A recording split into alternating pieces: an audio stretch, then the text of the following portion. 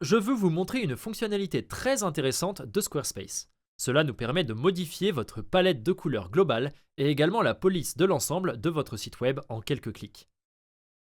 Ainsi, lorsque nous arrivons ici au style, nous pouvons voir ici sur le côté droit qu'il est indiqué thème.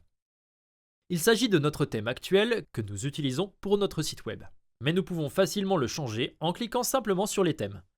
Et puis ici, nous pouvons voir des tonnes d'autres thèmes différents que nous pouvons utiliser pour ce site web.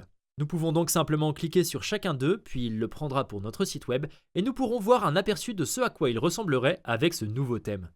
Ainsi, en quelques clics, nous pouvons simplement les tester. Et si cela nous plaît, nous pouvons simplement le conserver. Maintenant, je vais revenir à mon thème d'origine ici.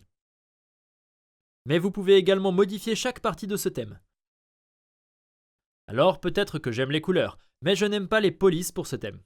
Dans ce cas, je peux simplement cliquer sur les polices ici, puis vérifier les différentes polices, et les couleurs resteront les mêmes.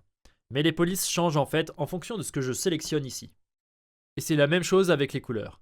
Donc lorsque nous allons dans la palette de couleurs ici, nous pouvons simplement changer la palette de couleurs en essayant différentes options ici.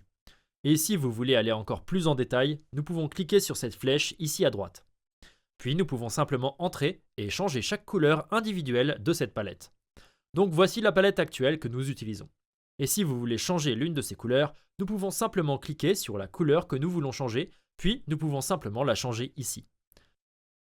Maintenant, personnellement, je n'aime pas jouer avec ça parce que je pense que c'est déjà en quelque sorte optimisé comme les thèmes par défaut de Squarespace.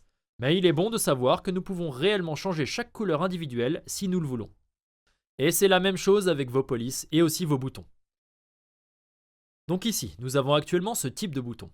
Nous pouvons également choisir ceci ou cela, la même chose avec les formulaires. Et puis ici en bas, nous avons divers. Donc ici, nous avons des options pour ajouter des animations spécifiques pour notre contenu.